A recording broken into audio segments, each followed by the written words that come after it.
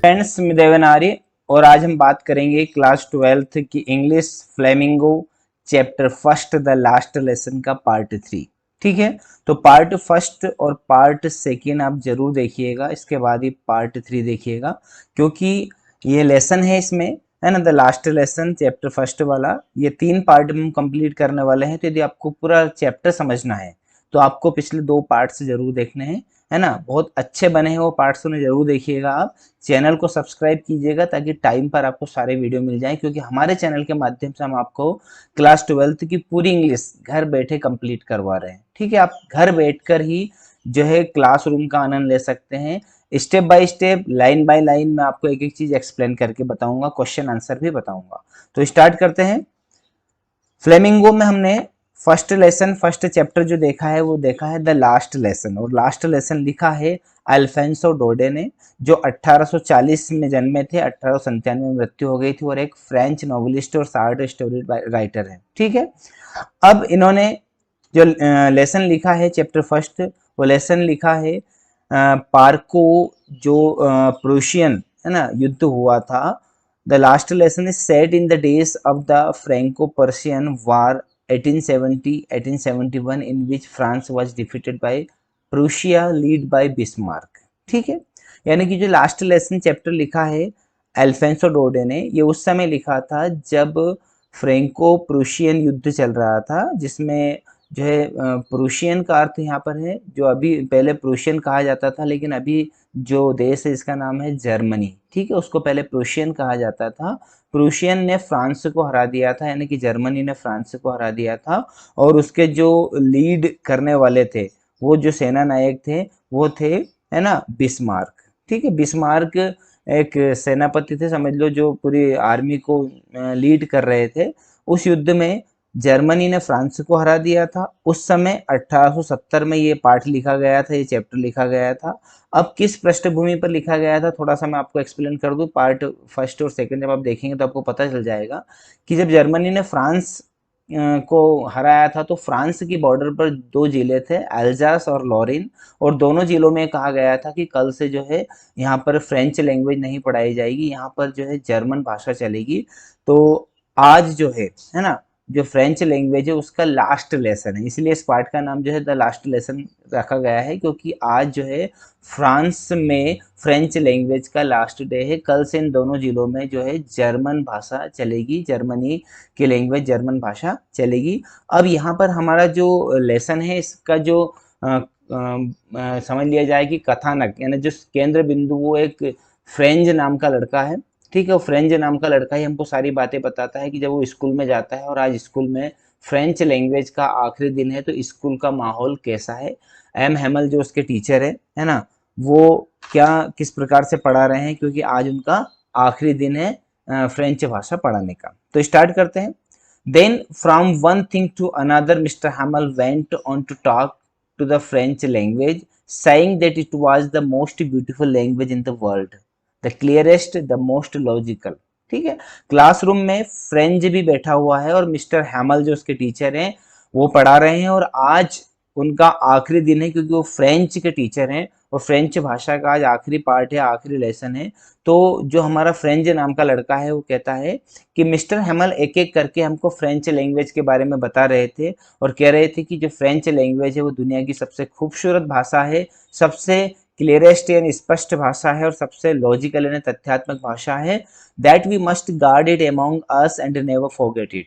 इसलिए हमें इसे गार्ड करना चाहिए, इसकी सुरक्षा करनी चाहिए, और इसे कभी नहीं भूलना चाहिए अपनी मातृभाषा को। Because when people are enslaved, क्योंकि जब लोग इंस्लेव्ड होते हैं, यानी कि यदि किसी के गुलाम बन जाते हैं, दास बन जाते हैं, तो as long as they hold fast to their language, it is as if they had the key to their prison.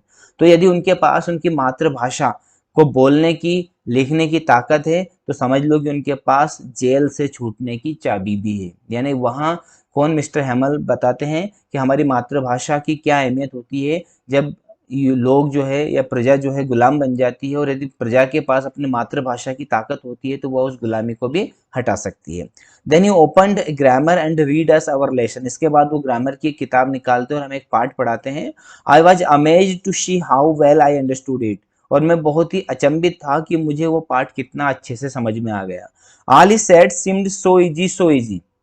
वो जो भी बता रहे थे वो मुझे बहुत बहुत आसान लग रहा था। आई थिंक टू, और मैंने ऐसा भी सोचा that I had never listened so carefully, कि मैंने इतने सावधानी से कभी भी नहीं सुना था मेरा part. And that he had never explained everything with so much patience, और मुझे ऐसा भी लगा कि मिस्टर हेमल ने, मेरे टीचर ने, इतने धैर्य के साथ हमें कभी भी कोई लेसन एक्सप्लेन करके नहीं बताया था। यानी आज फ्रेंच को सब कुछ अच्छे से समझ में भी आ रहा था, और उसके टीचर भी जो समझा रहे थे उसे ऐसा लग रहा था कि वो बहुत ही धैर्य के साथ उसको समझा रहे थे, क्योंकि आज क्या था, फ्रेंच भाषा का लास्ट दिन था।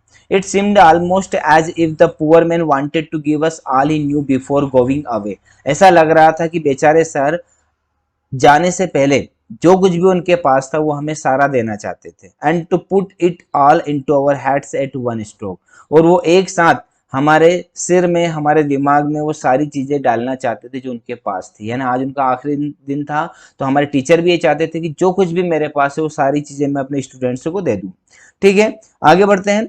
After the grammar we had a lesson in writing. Grammar के बाद में अब हमारे पास एक पार्ट था लिखने के लिए। That day Mister Hamel had new copies for us written in beautiful round hand, France Alsace France Alsace. आज क्या था, मिस्टर हेमल हमारे लिए नई कॉपियां लेकर आए थे। देख सकते हैं आप, नई कॉपियां लेकर आए थे, और उन कॉपियों के ऊपर राउंड हैंड में, यानी कि कर्सिव लैंग्वेज में, कर्सिव भाषा में, अल्फाबेट में फ्रांस एल्जास ऐसा लिखा हुआ था। बड़ी खूबसूरत तरीके से लिखा हुआ था।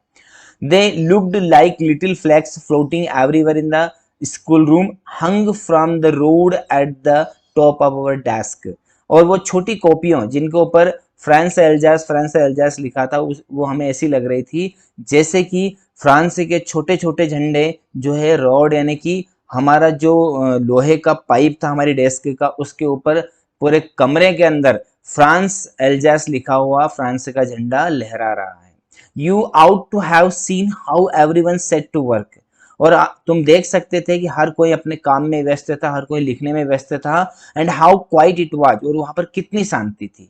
द ओनली, है ना, फ्रांस का झंडा इस प्रकार होता है, तो ये उसको ऐसा लग रहा था फ्रेंड्स को कि पूरे कमरे में जो है फ्रांस का झंडा लहरा रहा है, उसकी डेस्क के ऊपर भी और सारी दीवार के ऊपर भी फ्रांस का झंडा लहरा रहा है, और सभी लोग बहुत ही व्यस्त थे और बहुत ही शांति थी। The only sound was the scratching of the pens over the paper. सिर्फ एक ही साउंड सभी को सुनाई दे रहा था कि कागज के ऊपर पेन से जो कुछ लिखा जा रहा था, स्क्रेचिंग किया जा रहा था, बस वही आवाज सभी को सुनाई दे रही थी, बाकी हर जगह शांति थी। वंस सम बीटल्स फ्लू इन, तभी छोटे छोटे जो भौरे आ जाते हैं, मक्खियां टाइप जो कीड़े होते हैं वो क्लास में आ जाते हैं।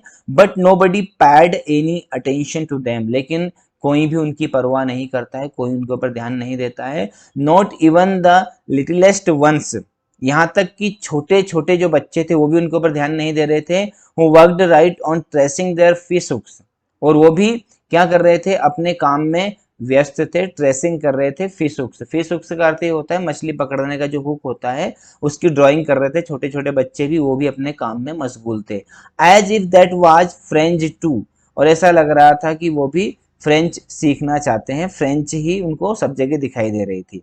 On the roof of the pigeon could very low, छत के ऊपर, है ना, जो कबूतर थे वो गुटुरगु कर रहे थे बहुत धीमी आवाज में। And I thought to myself, और मैं अपने आप में सोच रहा था, will they make them sing in German even the pigeons, क्या वो इन कबूतर को भी जर्मन भाषा में ही गाना बोलने के लिए कहेंगे या गाने के लिए कहेंगे। अब वो का अर्थ यहाँ पर क्या, वो का अर्थ ये होता है जो प्रूशियन लोग हैं, जो जर्मन के लोग हैं, क्या वो इन कबूतर को भी अब जर्मन सिखा देंगे क्या। ऐसी चीजें हमारा जो नैरेटर है वो सोच रहा था, जिसका नाम फ्रेंज है, फ्रेंज नाम का बालक क्लासरूम के अंदर। ठीक है, यानी कि इस प्रकार से जो कबूतर है वो गुटुरगु कर रहे थे छत के ऊपर, और हमारा जो नैरेटर है वो सोच रहा था कि क्या जर्मन वाले इन कबूतर को भी जर्मनी सिखा देंगे। आगे बढ़ते हैं। Whenever I looked up from my writing, I saw Mr. Hamel sitting motionless in his chair and gazing first at one thing. और whenever, जब कभी भी मैं लिखते लिखते अपने सिर को ऊपर उठाकर देखता था, तो मिस्टर हेमल मुझे कैसे दिखाई दे रहे थे, मोशनलेस बैठे हुए थे। मोशनलेस यानी कि बिल्कुल भी उनके अंदर हलचल नहीं थी, अंदर तक वो स्थिर थे। उनकी चेयर के ऊपर बैठे थे and gazing first at one thing, और हर चीज को बार बार गैज कर रहे थे, गैज यानी टकटकी लगाकर देख रहे थे, देन एट अनदर, और इसके बाद दूसरी चीज को देख रहे थे, as if he wanted to fix in his mind just how everything looked in that little school room. ऐसा लग रहा था कि वह उस छोटे से स्कूल के कमरे की हर चीज को अपने माइंड में, बिल्कुल मायूस बैठे थे, अपने माइंड में बिठा रहे थे, हर चीज को फिक्स कर रहे थे कि कौन सी चीज कहाँ पर है, वो अपने दिमाग में ऐसे की ऐसे उसको उतार रहे थे।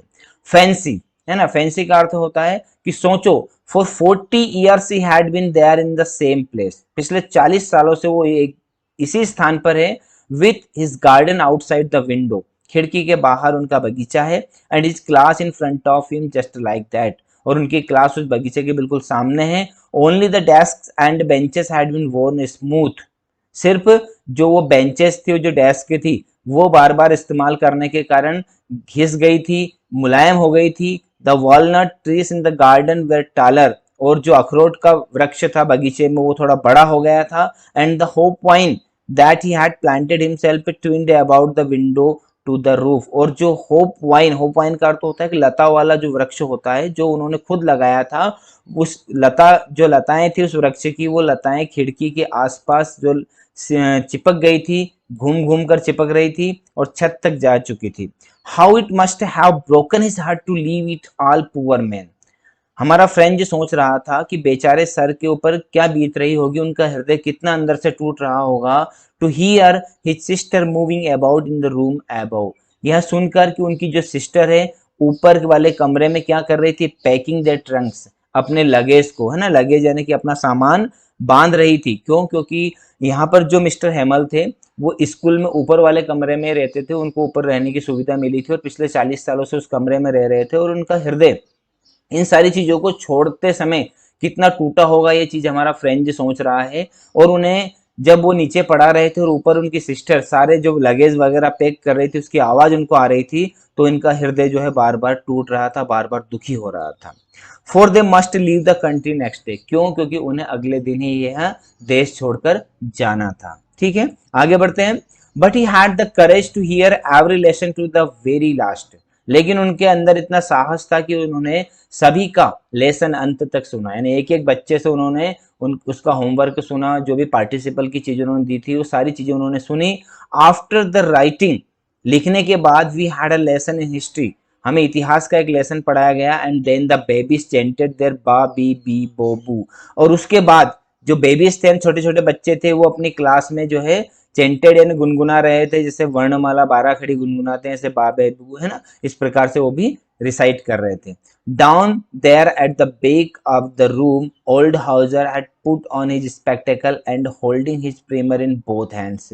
इसके बाद में पीछे, है ना, जो हाउजर नाम के व्यक्ति बैठे हुए थे, उन्होंने भी क्या किया था, अपना चश्मा उतार लिया था और उस प्राइमर नामक किताब को अपने दोनों हाथों में पकड़े हुए थे। उन्होंने, प्राइमर का पहले जिक्र कर चुका हूं मैं, प्राइमर यानी कि वर्णमाला की, है ना, बाल पोथी जो होती है उसे प्राइमर कहते हैं। प्राइमरी कक्षा में सबसे छोटी जो किताब होती है प्राइमर होती है, उसे हॉजर ने हाथ में पकड़ा हुआ था। Spell the letters with them, और हॉजर नाम के व्यक्ति भी उन लेटर्स को, वर्णमाला को स्पेल कर रहे थे, बोल रहे थे। You could see that he too was crying, आप देख सकते थे कि वह भी रो रहे थे। His voice trembled with emotion, emotion के कारण, भावनाओं के कारण उनकी आवाज लड़खड़ा रही थी। And it was so funny to hear him that we all wanted to laugh and cry, और उन्हें सुनना बहुत ही फनी लग रहा था हमारे लिए, और हमें ऐसा लग रहा था कि हम उनकी आवाज सुनकर हंसे या रोएं, क्योंकि उनकी आवाज सुनकर हमें हंसी आ रही थी, लेकिन अंदर से हमें भी बहुत ही दर्द हो रहा था कि हमें आज फ्रेंच भाषा का जो है आखिरी दिन। Hey how well I remember it the last lesson, और हमारा फ्रेंच नाम का लड़का कहता है कि मैं कभी नहीं भूल पाऊंगा मेरा लास्ट लेसन। लास्ट लेसन यानी कि फ्रेंच भाषा का आखिरी part. All at once the church clock struck 12, तभी चर्च की घड़ी में 12 बज जाते हैं। देन द एंजलस, इसके बाद में क्या होता है, एंजलस, एंजलस का अर्थ होता है जो चर्च का घंटा है वो भी बज उठता है, 12 का, है ना, 12 बजा देता है।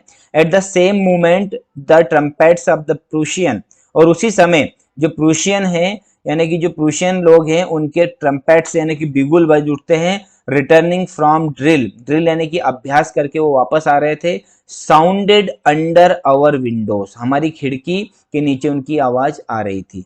और मिस्टर हैमल कैसे लग रहे थे? Mister हैमल stood up very pail in his chair, अपनी चेयर के ऊपर खड़े हो जाते हैं बिल्कुल निस्तेज, निस्तेज यानी कि बहुत ही भावुक हो जाते हैं, बहुत ही गंभीर हो जाते हैं।